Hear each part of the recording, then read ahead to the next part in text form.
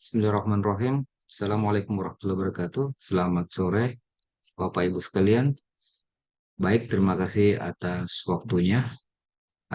Kali ini saya akan mempresentasikan tugas mata kuliah korosi material bangunan.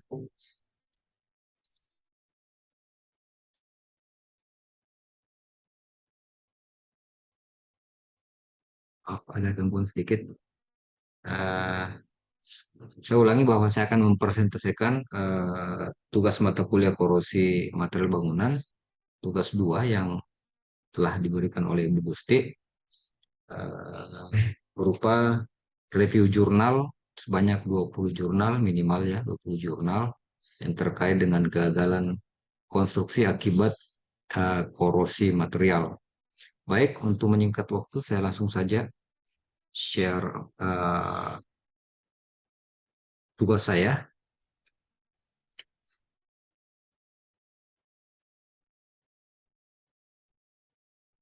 Baik, ini adalah rangkuman yang telah saya lakukan terhadap jurnal yang direview. Dalam review ini terdapat kolom yang beberapa kolom, ada berupa nomor, judul, penulisan, penulis atau tahun penulisan, kemudian masalah, metode penelitian, dan hasil dan saran. Untuk meningkat waktu, saya langsung saja ke review jurnal yang pertama, yang berupa jurnal yang berjudul Studi Kegagalan Akibat Korosi pada Pipa Economizer. Penulisnya yaitu adalah Asep Wagiman dan Gugun Gundara. Rilis jurnalnya di tahun 2017.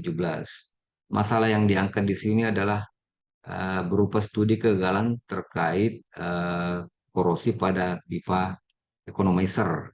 Kemudian metode penelitian yang digunakan berupa pengambilan data primer dan berupa data sekunder. Data primer yang dimaksud adalah data yang diperoleh melalui observasi, yaitu pengambilan material pipa economizer, kemudian dilakukan uji di laboratorium. Kemudian untuk data sekundernya yaitu berupa pengumpulan data, data yang diperoleh dari hasil penelusuran terhadap berbagai literatur yang sesuai dengan materi penelitian. Kemudian adapun hasil penelitiannya didapatkan eh, hasil bahwa pemeriksaan secara visual pada bagian luar dan dalam sisi api dari eh, pipa economizer ini berupa pemeriksaan metalografi, pengujian kekerasan, analisa komposisi kimia, eh, analisa penyebab kerusakan yang meliputi evaluasi data hasil pemeriksaan dan pengujian, analisa terhadap dan kronologi kerusakan dan pengujian komposisi kimia, kerak korosi di permukaan dalam tub, yang mana pengujiannya dilakukan di Balai Besar Teknologi Kekuatan Struktur atau B2TKS terus Iptek Serpong. Kemudian saran dari jurnal ini adalah penelitian lebih lanjut dengan menggunakan metode penelitian yang bervariasi untuk mengetahui kegagalan akibat korosi pada pipa economizer. Kemudian lanjut kepada jurnal berikutnya, jurnal kedua yaitu berjudul Pengaruh Korosi terhadap kegagalan logam pada jembatan. Eh,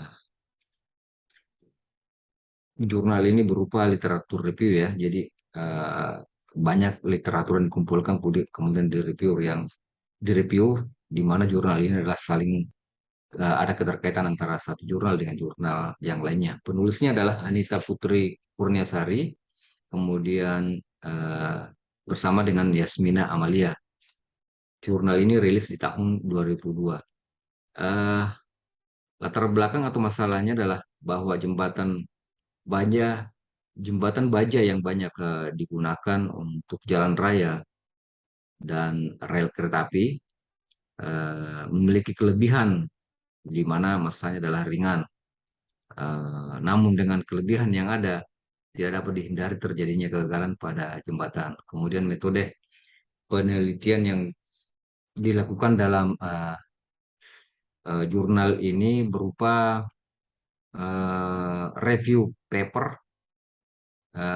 Jenis penelitian digunakan adalah selain berasal dari review literatur yang direview, kemudian penulis membuat sintetis artikel hasil pemikiran atau hasil penelitian yang diawali dengan analisis analisis artikel-artikel yang relevan dengan topik yang direview. Kemudian hasil dari jurnal ini itu bahwa didapatkan beberapa kasus kegagalan jembatan yang disebabkan oleh korosi yang meliputi bahwa baja tidak homogen, kemudian lingkungan baja juga tidak homogen seperti konsentrasi ion, konsentrasi oksigen, kecepatan aliran, suhu dan lain-lain. Saran dari jurnal ini adalah perlu dilakukan penelitian lebih lanjut dengan mengumpulkan lebih banyak literatur yang saling ada keterkaitan di antara literatur lainnya dengan judul yang sama. Kemudian di jurnal yang ketiga, judulnya itu adalah analisis jenis kerusakan pada bangunan bertingkat, studi kasus pada apartemen dan hotel Candyland Semarang. Penulisnya adalah Arif Subakti dan Arianto di tahun, sorry, Arif Subakti Arianto di tahun 2020. Masalah yang diangkat yaitu bahwa kerusakan pada bangunan itu eh, ada keterkaitan dengan musim yang ada di negara kita, dengan lingkungan tropis, ya, di mana musimnya adalah kemarau dan hujan sehingga mempengaruhi terhadap kondisi bangunan rumah yang akan menyebabkan kerusakan bangunan dan pelapukan bahan bangunan lebih awal. Kemudian metode penelitian yang digunakan yaitu dengan turun langsung ke lapangan untuk mengamati apa saja kerusakan yang terjadi pada bangunan, eh, untuk mengukur gejala dan kerusakan yang ada tanpa menyelidiki kenapa gejala atau kerusakan, dan metode ini hanya menggunakan data yang ada untuk memecahkan masalah. Kemudian hasil dari jurnal ini didapatkan beberapa kesimpulan bahwa yang pertama, kerusakan pada bangunan gedung dapat terjadi karena faktor alam. Kemudian yang kedua, penilaian tingkat kerusakan bangunan gedung sederhana dapat dilakukan dengan menggunakan instrumen seperti penilaian eh, yang sedemikian rupa dengan tingkat kerusakan yang relatif rendah. Kemudian pada bangunan gedung apartemen dan hotel Candyland ditemukan atau teridentifikasi ada 7 macam kerusakan yang terjadi berupa kebocoran pada plat atap, kusam, lapuk, langit-langit, pada langit-langit, retak vertikal, join kolom dan tembok, retak pada frame jendela dan pintu, kemudian retak random pada dinding. Dan yang terakhir adalah kerusakan setempat pada dinding lantai retak pecah.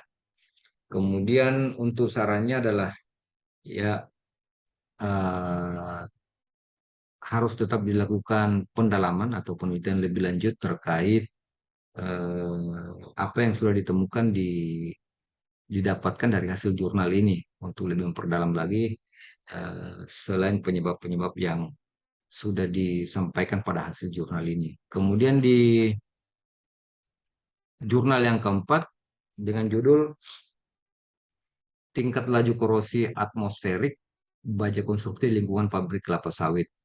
Jurnal ini ditulis oleh Herdi Susanto, yang kedua adalah Joli Supardi, kemudian yang ketiga Suleman Ali, dan yang terakhir adalah W.I. Kusuma. Jurnalnya rilis di tahun 2020. Adapun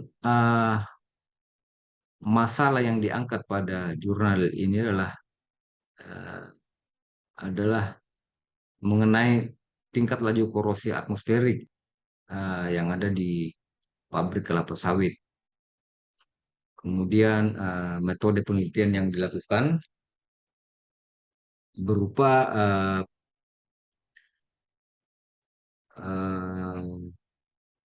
penelitian yang dilakukan dengan jarak garis pantai diketahui agar dapat diketahui nantinya seberapa besar pengaruh jarak garis pantai dengan bangunan terhadap laju korosi atmosfer ini.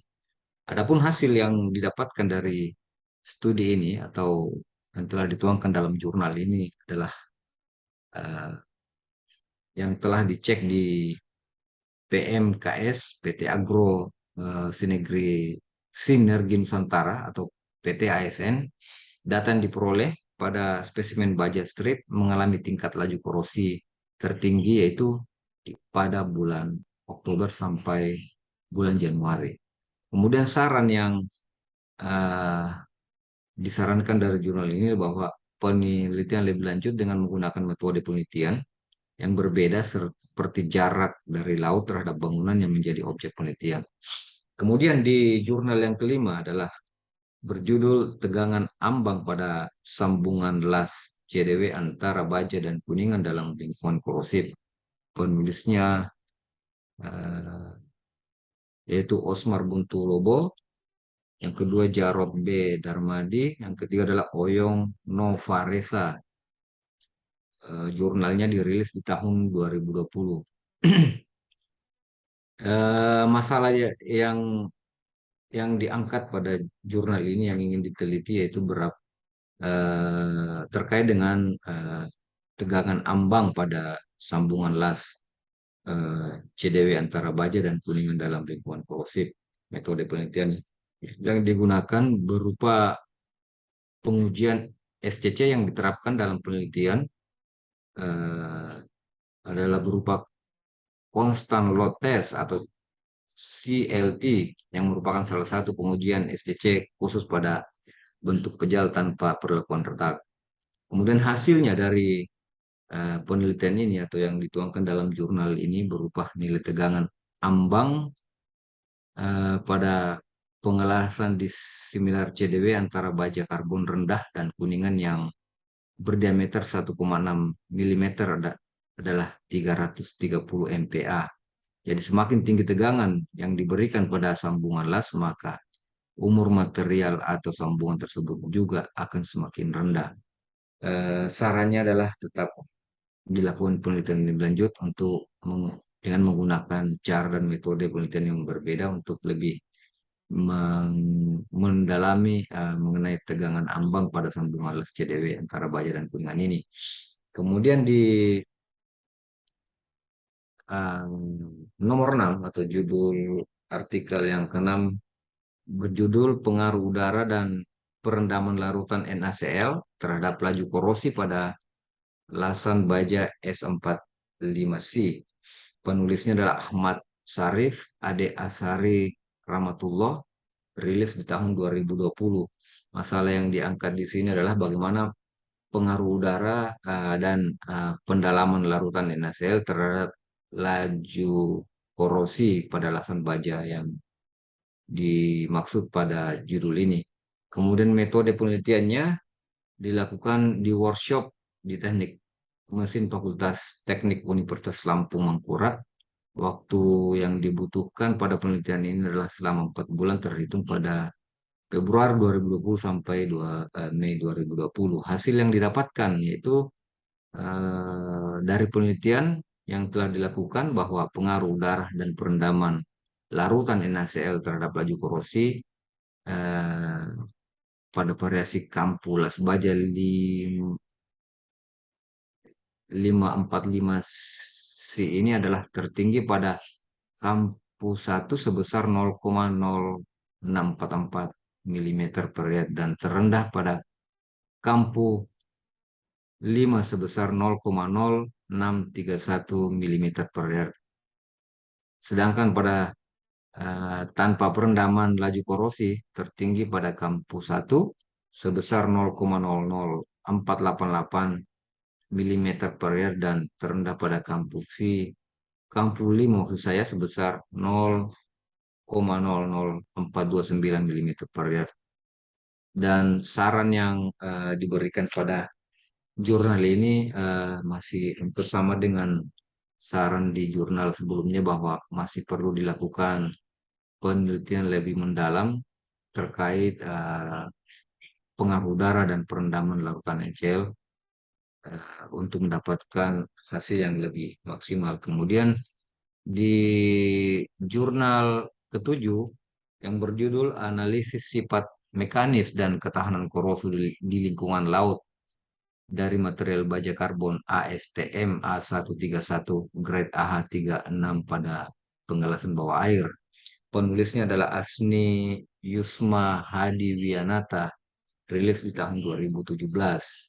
Masalah yang diangkat dalam yang ingin dikupas dalam jurnal ini berupa analisis sifat mekanis dan ketahanan korosi di lingkungan laut ya. Lingkungan laut dari material baja karbon yang dimaksud pada judul ini. Kemudian metode penelitian yang dilakukan eh, dibagi dalam beberapa tahapan, antara lain adalah proses persiapan material dan peralatan, kemudian yang kedua adalah proses pengelasan material, dan yang ketiga adalah proses pembuatan spesimen uji, dan yang keempat proses pengujian, dan yang terakhir adalah analisa dan kesimpulan. Kemudian dari hasil jurnal ini, dari penelitian yang dituangkan dalam jurnal ini, bahwa pengujian kekerasan yang dilakukan di 3 titik pada daerah logam las. Daerah logam terpengaruh panas, yaitu pada atau heat affected zone, dan logam induk base metal. Berdasarkan hasil pengujian kekerasan didapatkan besarnya nilai kekerasan berbanding lurus dengan besarnya heat input pada saat proses pengelasan, sehingga dapat disimpulkan bahwa semakin besar heat input pada proses pengelasan akan menghasilkan sambungan las yang memiliki nilai kekerasan yang semakin tinggi. Kemudian sarannya adalah ada beberapa saran yang disarankan di sini, yaitu pada penelitian selanjutnya dapat lanjutkan berupa analisis sifat mekanis yang lebih dalam dengan melakukan pengujian tarik, tekuk, maupun kelelahan. Kemudian saran yang kedua berupa penelitian selanjutnya dapat digunakan variasi bentuk groove, sudut bevel, jenis elektroda, jenis proses las, dan yang ketiga pada penelitian selanjutnya dapat dilanjutkan pada analisa tegangan sisa dan distorsi hasil pengelasan bawah air secara lebih mendalam. Kemudian kita beralih kepada jurnal yang ke-8. Jurnal yang ke-8 itu berjudul Laju Korosi pada Pipa Hitam dan Pipa Galvanis di wilayah Kota Semarang. Penulisnya ada beberapa orang, yaitu Norman Iskandar, Romuald, Romualdus Satrio, Seno Aji, Karisma Rizky Septareza, Sri Nugroho, dan Denny Fajar Fitriana. Jurnal rilis di tahun 2018. Masalah yang diangkat pada jurnal ini berupa laju korosi pada pipa hitam dan pipa galvanis yang terdapat di Kota Semarang. Kemudian metode penelitian yang diambil dalam uh, penulisan jurnal ini adalah penelitian ini berupaya untuk mengetahui laju korosivitas beberapa jenis material di Kota Semarang, di antaranya tadi adalah pipa hitam, dan pipa galvanis, akibat dari di bawah sinar matahari dengan mempertimbangkan aspek curah hujan, suhu maupun kecepatan angin, serta analisis laju korosi yang menggunakan metode weight loss analysis. Hasil yang didapatkan dari pengujian yang telah dilakukan yaitu bahwa laju korosi atmosferik untuk material pipa galvanis termasuk kategori level C2 C2 atau rendah untuk seluruh wilayah kota Semarang. Kemudian untuk material pipa hitam hampir seluruhnya berkategori level C4 atau C4, yaitu kategori tinggi namun masih di bawah level C5. Sarannya adalah eh, masih perlu dilakukan penelitian lebih lanjut dengan menggunakan metode penelitian yang lebih bervariatif untuk mengetahui tingkat korosi pada pipa hitam dan pipa galvanis. Kemudian kita lanjut kepada jurnal ke-9 dengan judul Pengaruh Perlakuan Panas Quenching terhadap laju korosi pada material baja ST37. Penulisnya adalah Muhammad Zaki, Harlin Imam Sofi, dan dirilis di tahun 2021. Masalah yang diangkat pada jurnal ini adalah terkait pengaruh perlakuan panas quenching ya terhadap laju korosi pada material baja yang diteliti. Adapun metode penelitian yang digunakan menggunakan metode deskriptif, di mana peneliti hanya melakukan pengamatan, pengambilan data, dan melihat hasil pengaruh variasi elektroda dan arus pada saat proses pengelasan terhadap laju korosi pada baja konstruksi plat stripnya. Kemudian hasil dari yang dihasilkan dari jurnal ini berupa pengaruh perlakuan panas quenching terhadap laju korosi pada baja ST37, mendapatkan hasil bahwa penggunaan medium quenching eh, oli bekas sangat cocok digunakan untuk dilakukan proses quenching dikarenakan perkembangan laju korosinya tidak terlalu besar. Kemudian untuk sarannya, eh, penelitian lebih lanjut perlu dilakukan dengan menggunakan cara atau metode yang sama untuk mendalami lebih dalam lagi mengenai pengaruh perlakuan panas quenching terhadap laju korosi pada material baja ST37 ini. Kemudian di jurnal yang ke-10 berjudul Beban Ultimate Balok Beton Bertulang Hasil Perbaikan dan Perkuatan dengan menggunakan FRP. Penulisnya adalah Ahmad Sultan Mansur, Rudi Jamaluddin, Herman Parung, Rita Irmawati, rilis di tahun 2022. Masalah yang diangkat dalam jurnal ini berupa beban ultimate balok beton ya, balok beton bertulang uh, dan perkuatan menggunakan FRP ini.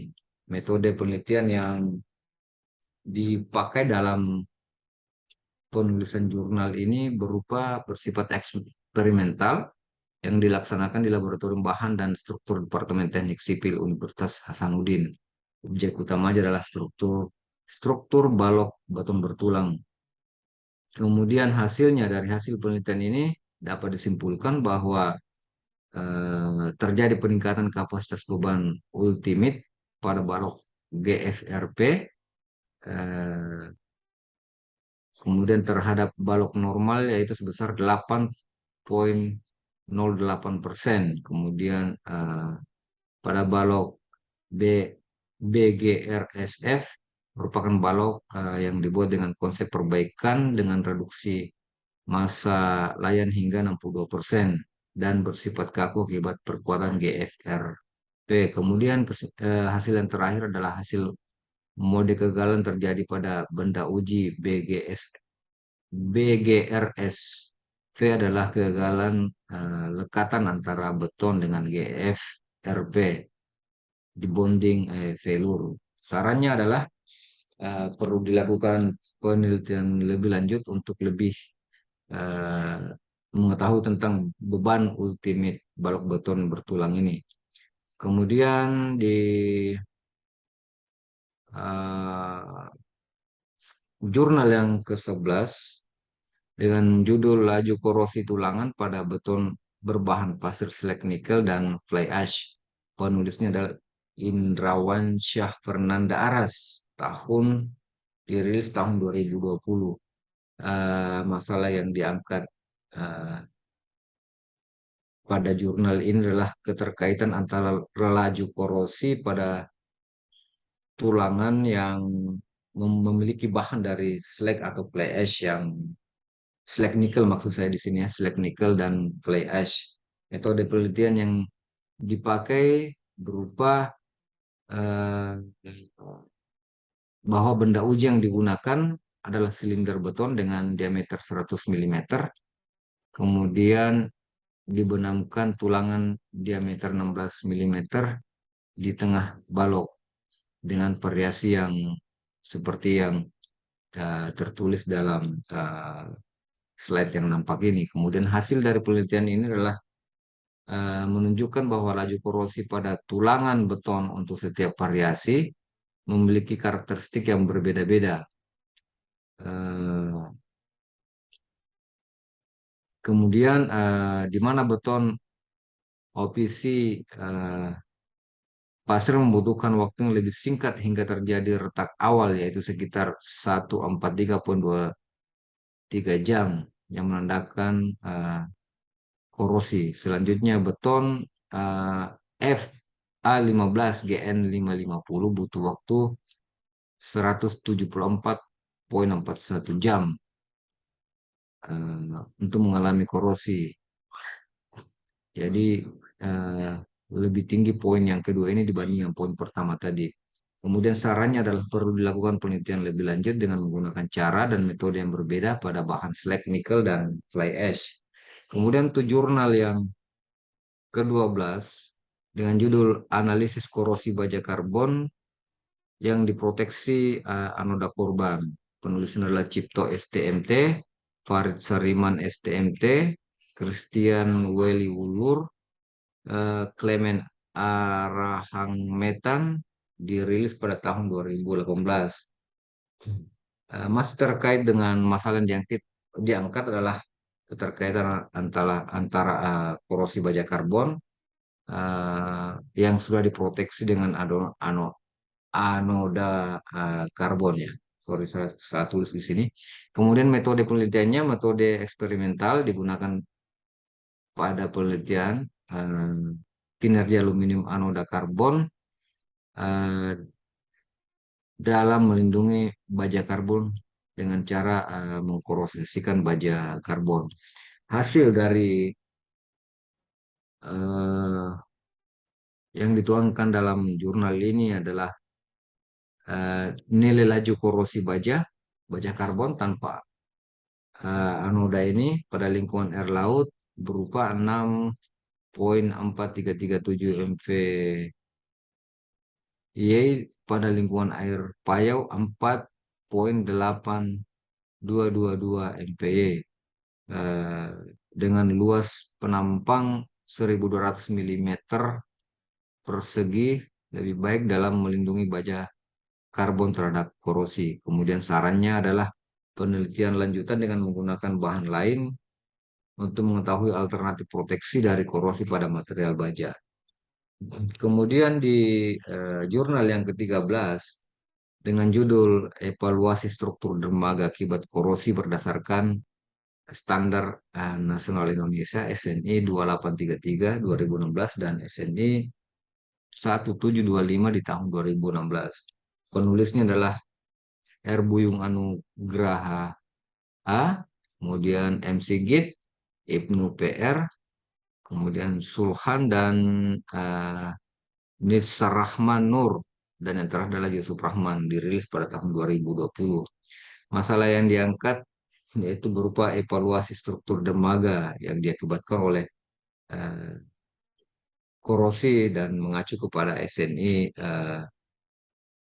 2833 tahun 2016 dan SNI 1725 tahun 2016. Adapun metode penelitian yang digunakan pada penulisan jurnal ini berupa evaluasi struktur loading dock yang berlokasi di Kalimantan Timur, meliputi survei kondisi struktur, pengumpulan data, analisis, dan evaluasi struktur.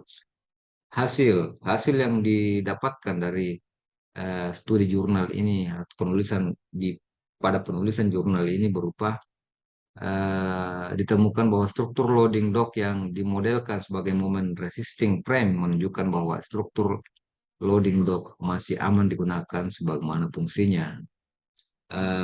Rekomendasi atau saran dari eh, jurnal ini, kita perlu melakukan penelitian lebih lanjut untuk memastikan dan mengevaluasi struktur dermaga akibat korosi yang terjadi. Kemudian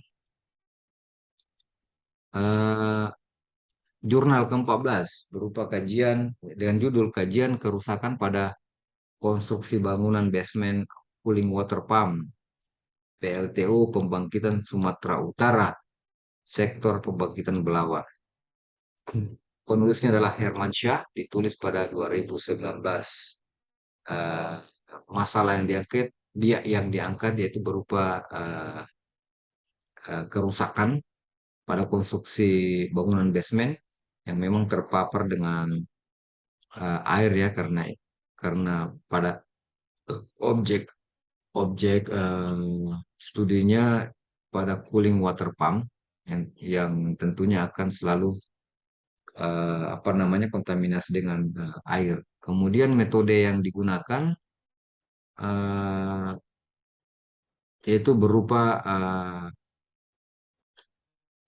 beberapa proses terjadinya korosi yang sudah ada pada bangunan basement PLTU. Jadi memang sudah ada indikasi terjadinya korosi ini. Jadi untuk itu dilakukan pengecekan struktur dengan menggunakan hammer test dan alat pemotong core sampling untuk mengetahui mutu beton pada bangunan basement.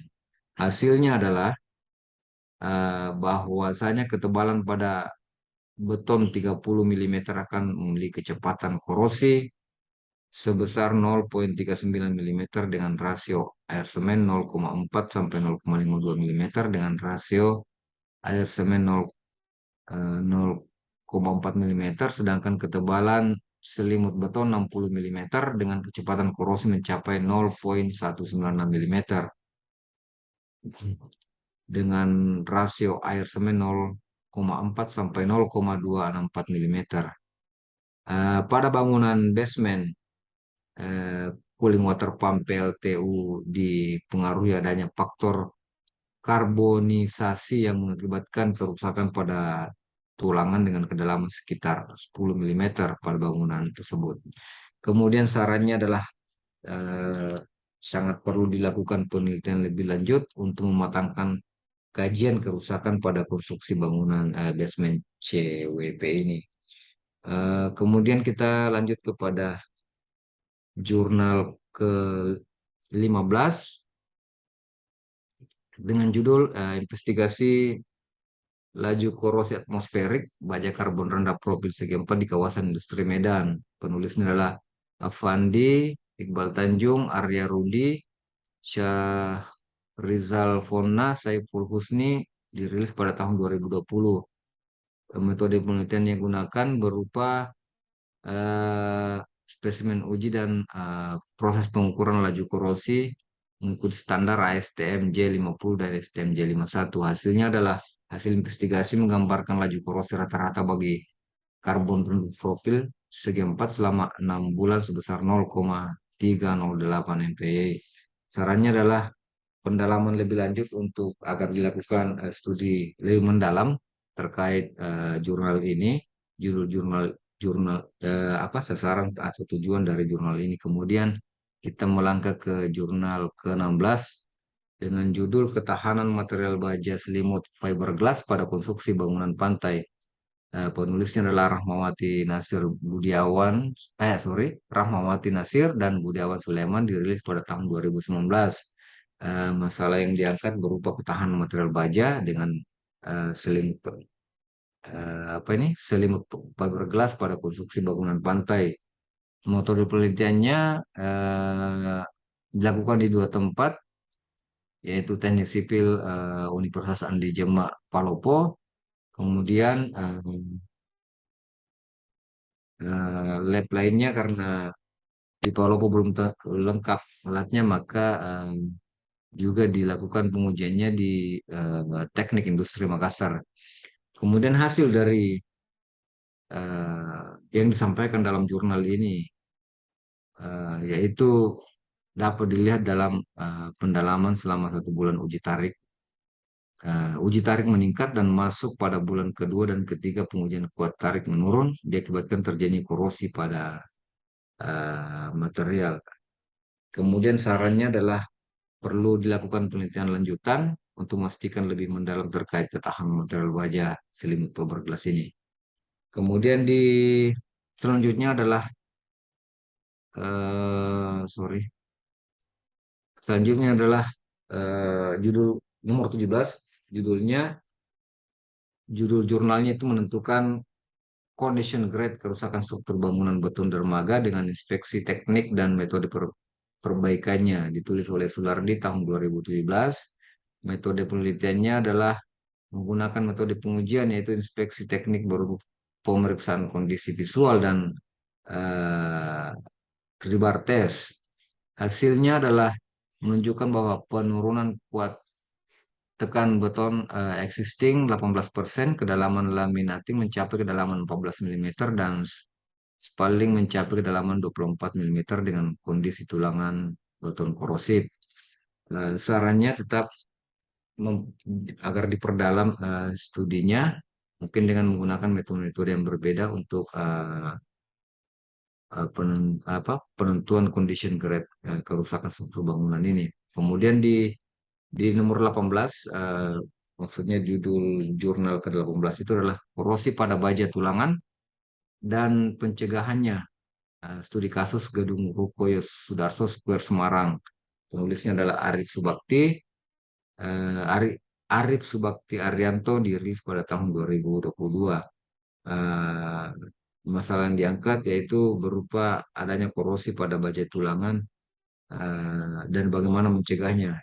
Yang mana dilakukan studinya itu adalah di Gedung Rukoyo Sudarso Square Semarang. Hasil yang didapatkan dari studi ini atau yang dituangkan dalam jurnal ini didapatkan bahwa korosi merupakan oksidasi sebuah logam dengan udara atau elektrolit lainnya, di mana udara atau elektrolit akan mengalami reduksi. Kemudian poin kedua adalah karat pada besi berupa zat yang berwarna coklat merah dengan rumus Fe2O3NH2O. Eh, Kemudian cara mengatasi agar korosi tidak terjadi adalah harus memperhatikan cara perawatan pada baja tulangan tersebut. Untuk itu perlu eh, disarankan untuk memaksimalkan pada eh, kesimpulan di poin 5, maka perlu dilakukan penelitian lebih lanjut untuk lebih mengetahui eh, korosi pada baja tulangan dan pencegahannya pada pada studi kasus di Gedung Ruko tersebut. Kemudian di nomor 19 atau jurnal ke-19 berjudul Pengaruh Kadar Salinitas Air Terhadap Laju Korosi Baja ST60. Penulisnya Dwi Anggi Wibowo dan Abdul Ghafur, dirilis tahun 2021. Eh, Objek atau masalah dari eh, jurnal ini adalah berupa salinitas air terhadap laju korosi pada baja ST60. Metode penelitiannya itu pengujian perendaman yang dilakukan dengan waktu tertentu atau pada jurnal ini adalah dilakukan selama 3 minggu secara terus-menerus. eh, 3 minggu dengan 2 minggu perendaman, kemudian 1 minggu tidak terendam. Jadi waktunya adalah 3 minggu, 2 minggunya direndam dan 1 minggunya itu tidak direndam. Kemudian hasilnya yang didapatkan adalah hasilnya menunjukkan bahwa laju korosi tertinggi terjadi pada 3 minggu perendaman terus-menerus dengan air laut yang memiliki salinitas 2,48% dan jenis korosi yang terbentuk adalah korosi seragam. Disarankan untuk dilakukan penelitian lebih lanjut lagi, mungkin dengan mengubah durasinya lebih panjang lagi, mungkin sebulan atau justru dipendekkan untuk meyakinkan untuk mendapatkan hasil yang lebih bervariasi lagi. Kemudian Jurnal yang ke-20 dengan judul Analisa Pengaruh Salinitas dan Derajat Keasaman pH air laut di Pelabuhan Jakarta terhadap laju korosi plat baja material kapal. Penulisnya adalah Asman Ala, Yuni Maria, Dia Sakia, Denny Pitria, rilis di tahun 2018. Objek yang diangkat dalam jurnal ini adalah berupa